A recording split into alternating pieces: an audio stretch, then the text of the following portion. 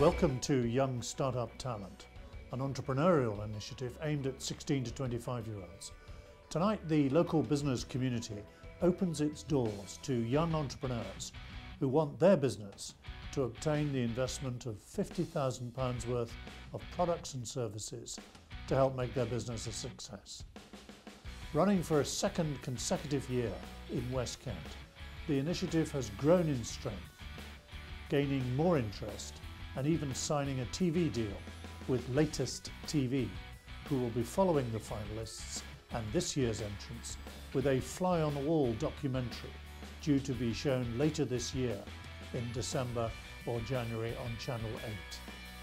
With the strong support of our sponsors, we are able to help more young entrepreneurs start up their own businesses.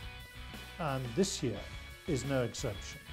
The process itself began back in November 2013, when the team searched the local area for the top ideas to put through to meet with the judges and sponsors on a one-to-one basis via a speed networking event. Held in Tunbridge at K College, the evening was attended by the sponsors and judges from the local business community who helped the finalists to break down their business plans and concepts in more detail. The session ran late into the evening with the business community discussing each individual in more detail, providing valuable feedback to develop them further. Let's see how they get on. The judges for West Kent are Roger Casper, Senior Editor of the Courier Media Group, who has 31 years experience as a journalist, Michael Stevens, Senior Partner of leading law firm Cripps Harris Hall, who focus on helping the local area and the business community, Lorraine Nugent, founding partner of Young Startup Talent and director of leading PR company Media World Wave, with the responsibility for managing 9,000 homes across West Kent, director of operations at Town and Country Housing Group, Joe Ellis. Paul Rowe, part of a leading Southeast regional firm ranked in the top 30 in the country. He's the senior partner of Reeves & Co. Award-winning design and marketing company Creative Pods director Matt Turner.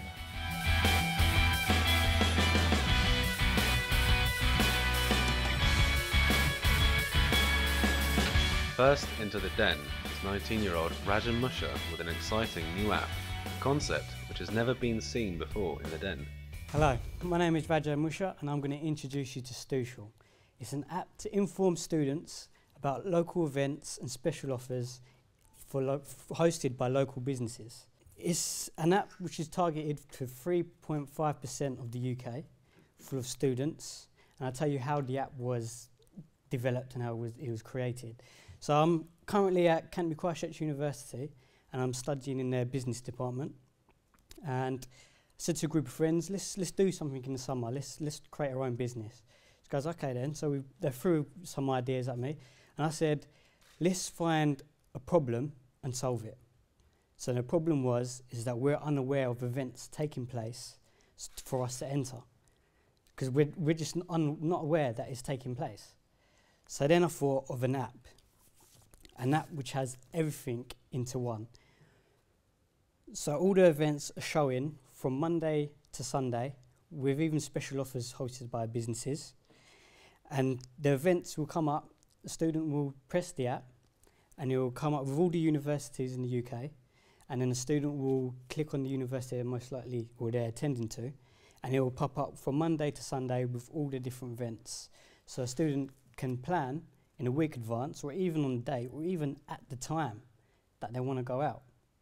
For it to become successful, there's two main factors we have to focus on. One is the students. We have to get students to download the app. And once we get students to download the app, we can show the businesses that the app has available ability to gain downloads. So once we get the businesses going on and posting up their events, posting up their special offers, then we can show the students this is what the business have for you. And to do this, we're going to give the businesses a template which will have their picture, their event, and then information underneath. And the business will have to upload it themselves because we will provide the information.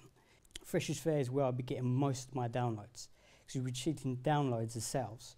I'll have a sales team and we're going to gain at least a minimum of 1,500 during that week. And I'll be doing at 2 universities, one's at Canterbury Christ Church and one's at Kent. Thank you for listening. Is there any questions I can ask? It's a precise and concise pitch by Rajan. What will the judges make of his app? How many students are there in Canterbury? From the first year to the third was just under 20,000. I know the entertainment sector in Canterbury quite well. Are they struggling for business? I did some research. I actually went to, I'll tell you a story. I went to 4 businesses to see if my idea had potential from the business side of it. I went to one which was a pub. I went into there and I wanted to pitch the 3 days a week of $29.99. I went in there and I told him the idea. I told him about Stushel. He said it was fantastic. He was running along with me. And then I said he wanted to go for the 7 days. And I was like, okay, because the reason why I said 3 days is because I'd think he would do Friday and Saturday and then 1 day during the week. But he told me he has events every day. And I was like, what kind of events do you do every day? And he goes, he does free pool on Tuesday, and he does darts on Thursday, and he does karaoke on Friday. I was unaware of these events taking place. Can I have 3 numbers questions, pretty crucial numbers questions, I'd like to say. Where did you get the rates for the business? £49.99, £39.99 down to £19.98. Where do those numbers come from? It's just a figure that I thought of, and I thought that it's not so expensive. I did go to businesses and see what they thought of their rates. And I got positive feedback. Those were I thought of the figures. And I did break it down to a day during the 30 days, and it was like £1.66. Can I ask a basic question around how you actually practically will make this business work? So you're a full-time student at Canterbury. Yep. And you're now launching into the business world. Yeah. You've got expenditure in the first 3 months of your business. You're not showing any income. How are you going to eat, live and exist whilst you're building that? Student loan, and I'm currently working at O2 at the moment as well, so I'm getting a part-time job. So you've got a job as well? Yeah. Okay, so are you practically going to be able to deliver on your studies, a job and launching a new business? I believe it's possible, yeah. Year 2, when you've got X amount of gazillion members, someone's giving you the hosting for free. So to give you an idea, Facebook, spend several tens of millions of pounds a week on hosting. Yeah. So, but you haven't got anything. You haven't even got like $9.99 a year, or you've got no hosting costs at all. The hosting cost will come with the £10,000 app development when I first invested. But it's like a year-on-year thing. Yeah, when I was going to do with an app developer, I was hoping they would give me more guidance. I'm hoping I'm going to win the lottery next week. Sorry? I'm hoping I'm going to win the lottery next week. Good luck. Same to you. Good luck. Okay, thank you. Thank you. Well done. Second to enter the den is 18-year-old Karis Gill, whose business, Katchspace, brings an innovative perspective to advertising. Hello, my name is Karis Gill and I'm so excited to be here today to present to you my business Katchspace. Katchspace is creative, environmentally friendly, has the potential to grow, and most importantly, not only does it deliver a profit, but also I'm extremely enthusiastic about it. You may have noticed I'm wearing the Young Startup Talent logo on my back. My idea behind this was to wear this to school today to see how much attention this caught, and I counted to number 50 very early on. 50 people asked me about the logo before I started to lose count. And the reason this attracted so much attention is because it is advertising in an unusual space. Had this logo been on a wall, nobody would have noticed because they become immune to traditional advertising. This is why I am going to launch my business, Katchspace. Katchspace is an alternative advertising company that utilises unusual spaces for advertising and finds new and exciting ways to advertise. I will start by advertising on pavements using a stencil and paints which are biodegradable. I will charge £1,950 to my clients to have 1 unit of advertisements. This makes up of 10 adverts in total. This package will include the stencil, the building of the stencil in Adobe Illustrator and design advice on eye-catching ideas, and the paints and application of the advert. Pavements are a very underutilised form of advertising, yet they are also one of the most effective. 80% of people who pass pavement advertisements notice them, and 70% can recall the message. I will advertise on public and private land and will pay the councils and the landlords 20% commission for allowing me to do so. You may ask, why would the councils be willing to get involved? But according to my Year 3 projections, they can earn an astonishing £245,000 for doing literally nothing. And this can greatly benefit local communities. I've in total contacted 6 councils and have already heard back from 2 who have shown interest. My business is perfect for people who want to advertise retail, food and beverage, offers and promotions, local events. The possibilities are endless. I want to grow Katchspace nationally and internationally and start utilising other unusual spaces to advertise and find new and exciting ways to advertise. How will winning young startup talent help me? Well, my business is a low capital startup, so the £2,000 cash injection will mean that I'll be profiting from month 1. However, where my business will really benefit is from the expertise and advice on offer, and I'm so eager to learn and to grow my business. My business relies on contracts being drawn up, and this is where young startup talent can really help me, and help in this area is invaluable to Katchspace. Thank you for listening. I'd like to invite any questions. It's a clear and confident start by young Karis. Well, my first thought actually was graffiti, posh graffiti, but graffiti. I think a lot of people would see it as that. Why is it not? Well, these stencils are very well designed, and so they look very sophisticated.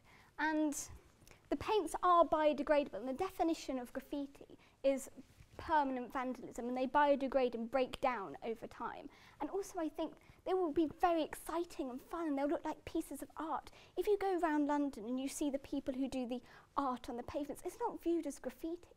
It's viewed as pieces of art which are fun. But how will the advertisers feel about their piece of artwork that's starting to decay and sort of go green and with the weather? Well, they do biodegrade over time, but that is expected, and they'll know what they're coming into when they purchase the advert. Because how long does it last? It lasts 6 to 8 weeks. What are you going to charge me? I'm going to charge you £1,950 for 10 adverts, which last 6 to 8 weeks each. So if I said, yes, I'd like you to come and put some stencils on my land. Yes. What control will I have over the type of business that you'll be advertising to make sure it's something whose ethics actually agree with my own? Yes, well, we would, it'd all be in the separate contracts drawn up, but I would agree on the certain types of advertisements which would be allowed to be used, so I wouldn't have to contact you for each individual advertisement. Could you run the risk of being sued? No, because I'd hold the people, the companies who are advertising with me, completely liable for the content of their advertisement in the contract. So you're telling me if you went and spray painted and jet washed Harrods logo onto the pavement outside Selfridges, you wouldn't have Selfridges on your back saying, what the hell have you just done? Well, if they own the land. But they don't. Yeah. Well, if I get the council's permission and I have the council's backing. If you get the council's permission and the council's backing, I'll give you £100. Okay. Take me to the first one you do, I'll give you £100. Okay. So have you, you mentioned that you'd had some positive feedback from some of the councils that you've approached so far. So which councils have you approached, and what did they mention to you? Well, I've approached 6 councils in total, and Crawley Borough Council have got back to me and have expressed an interest, and they've wanted to know more. But does it have to be just pavements? Could it be? It can be public and private land anywhere. So if there is a problem with the councils, which I'm going to do everything to come around and really to try and focus on that, then there's unlimited private land out there. There's car parks, there's shopping malls, and there's big chains, and I can do big deals with them, with supermarkets, for example. What is the current, you say there's already pavement ads out there. What form do they take? And just explain to me. Well, the main pavement adverts out there are the jet washing ones.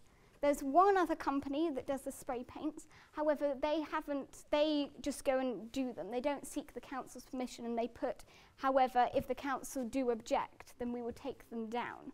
And also they don't offer a design service, which I offer. And the main pavement advertisements out there are the jet washing ones. However, they don't last as long as the biodegradable ones. Is the advertising quite eye-catching? Yes. So if you're driving along in a car, will you be distracted? Well, I've looked at all the rules and regulations into this, which is why you can't have advertising on the streets. They're only allowed to be on the pavements. And so there's no risk of seeing them on the street, obviously. And so they are allowed on the pavements. Excellent. Well done. Okay, thank you. Thank you very much. Next into the den is 18-year-old Brian Cosham, who is looking to wow the judges with his new hair and beauty business. Hello everyone, my name is Brian and I'm here to talk to you about my project, Bella Vita. But I would first like to apologise. I was going to bring in some lovely models and show you what Bella Vita is capable of. Sadly, they all had to rush to the nail bar. Coincidence? Now, see, this is what I'm on about. Bella Vita can save this happening. Bella Vita wants to use that time. It wants to stop people having to run from place to place. Bella Vita aims, if I do very much say so myself, to make a person an individual. We want to utilise the time when a woman or a man is sat under that hood dryer for 40 minutes. We want to get to know them. We want to offer them a pedicure, offer them a manicure, do something that doesn't leave them sat there bored out of their mind and wants them to return. Bella Vita isn't just a hairstylist, it isn't just a beauty salon, it isn't even just beauty tattooing. Bella Vita is very much a concept and an idea, one that I want many people to feel. It's something that isn't just for one person to understand. It isn't, here's a shampoo and set. It isn't, we're going to colour your hair for you. It is very much, we want to know you. We want to know the individual in front of us. We're not going to ask, oh, you got any holidays? Been anywhere the weekend? We want to know more than that, provided you allow us. We want to become a friend, a therapist, a mentor, a role model. We want to know you. We want to be your entire life. Bella Vita wants to know everyone. It doesn't just want to sell. It doesn't, while it's one of its main priorities, I ain't going to lie, will be the money that in comes. It also wants to serve. That's what this is. It's a service, not anything else, but that. And it's not just, I'm not just talking about, oh, come in while you're getting your hair done, you can get your nails done. I'm offering full beauty packages, full hair packages. I'm offering, hen nights, come to your house. Get everyone dolled up for a set amount. So I'll hand it over to you if there's any questions you'd like to know. Let's see what the judges make of Brian's pitch. Is this unique? Does this not happen in salons up and down the country already? Bella Vita is unique in the way it concepts. There are many spas that have a salon department, have a beauty department. They never blend the two. That's what Bella Vita aims to do. It aims to blend the two entirely. It wants to work with them, not just separate them. Is it just nails or what else? Well, what we can do while you're under a dryer will be limited to nails, massages of the hands and feet. But we will offer every beauty package. We will offer eyebrow tinting, eyelash tinting, full body massages. I'm trying to think of anything else. Waxing. It will offer every package you would find in a beauty parlour. It would offer any package you would find in a hair parlour. It will literally be the two, but they will work with each other instead of separate. Brian, you've been focusing on perhaps partnering with on the beauty side. Have you thought about on the health side? You could get perhaps a chiropodist in or a podiatrist, and that might make a slightly different angle. The one thing I would say is Bella Vita's aiming very much at its beauty. All three aspects of it are beauty. If trying to mix beauty and health will start to put a few people off, I imagine. People have their toenails done, don't they? And actually, it would be really nice, actually, to just sit lay there, have your feet done at the side. I like that idea. It depends on the person, I imagine, because it can go terribly wrong mixing health and beauty. How much research, then, of your customers have you done to find out the demand for this? The demand, I study here at Cake College in the hair things. I deal with a wide variety of clients every day, and I do know a lot of them have to be out at certain times because they've next got an appointment with a nail place or they're going upstairs for a nail thing. while I can't say I've surveyed them, I have seen from the fact that they're always in a rush to get to the next that I know there is a demand for what I'm trying to offer. Yeah. No, I think it's a great idea. Yeah, I do too. I think I really like it. Thank you. Thank you very much. Great. That was all right, Well Brian. done. Well done, Brian. Well done. Last into the den is 18-year-old Eden Tillman looking to bring a fresh new approach to the care industry. I'm Eden. I'm here representing Bales Care Agency.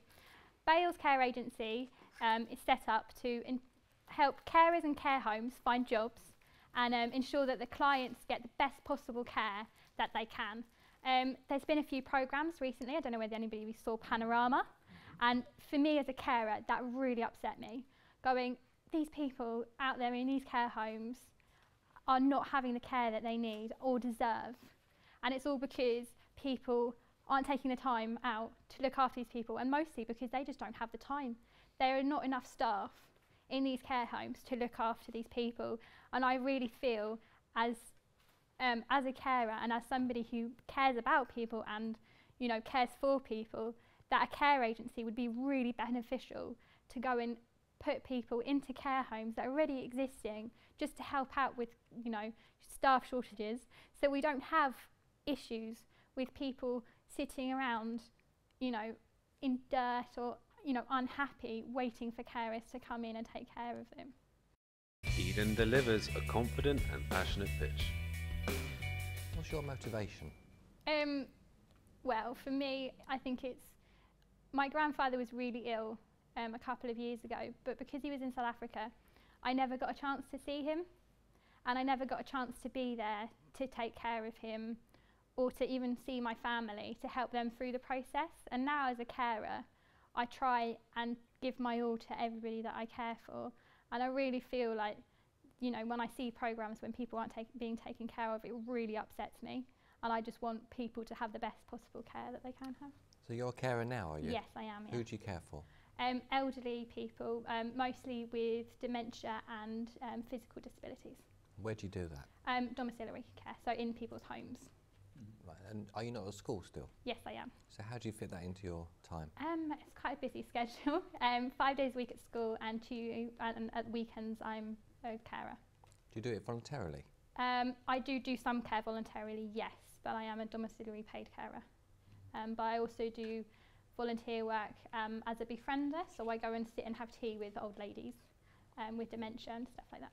Why do you do that? That's you're breaking the mould of youngsters. Yeah, I don't know. I just really enjoy it. I guess it's just, for me, it's really rewarding. And to see like the smiles on their faces when they have somebody looking after them, or, you know, even talking to them. Did you have trepidation about going in there because it's older people and it's a situation?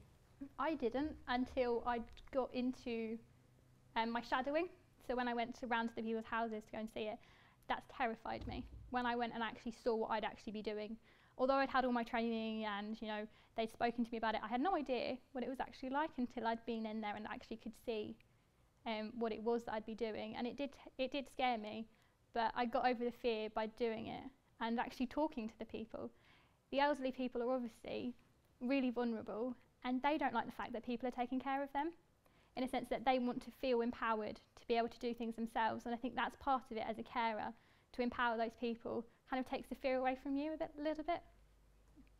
You're a really special young person whose motivation and outlook's absolutely inspirational. What worries me is, how are you going to go and find a whole range of people to support you with that same ethic and that same belief? I understand, you know, how tricky it is, but there are people out there who I work with already, or people that I know that don't have the time to do full-time care, that have the same passion and the same enthusiasm to make sure that these people have the best quality care that they can afford or they can have.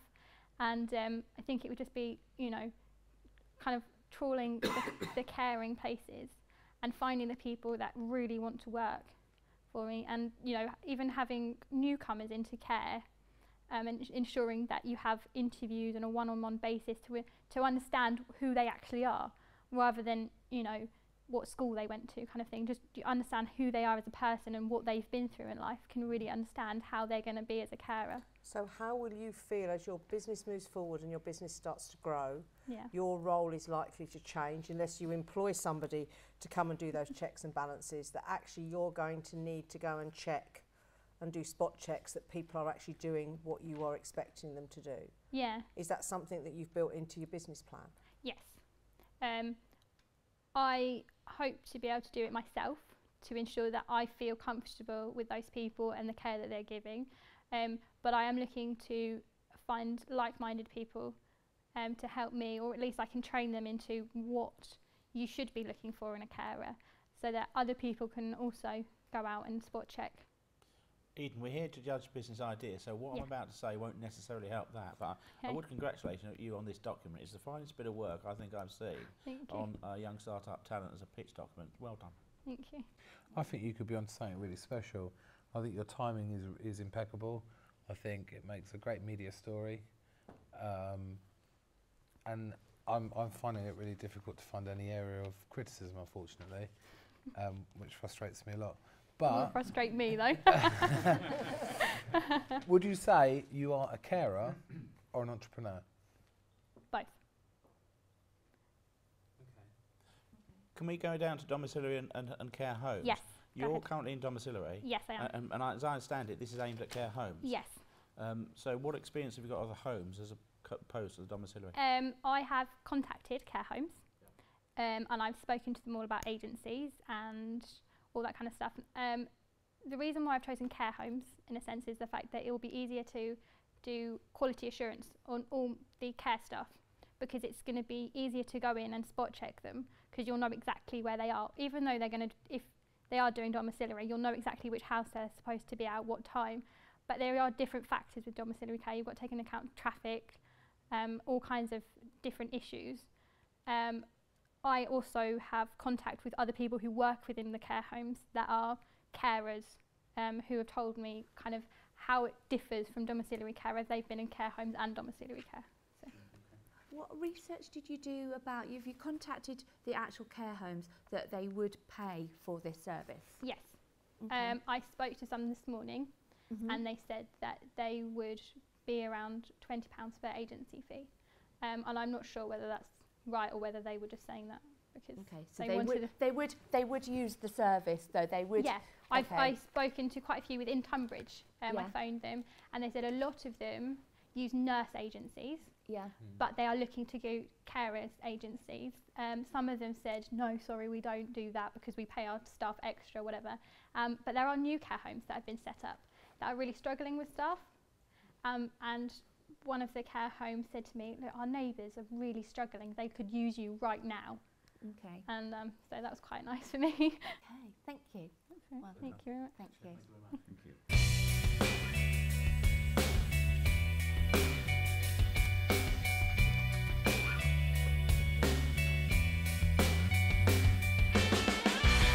The Den is now closed for another year in West Kent. We've seen an exceptional group of young, talented businessmen and women pass through. All now have the knowledge and business acumen to take their businesses forward.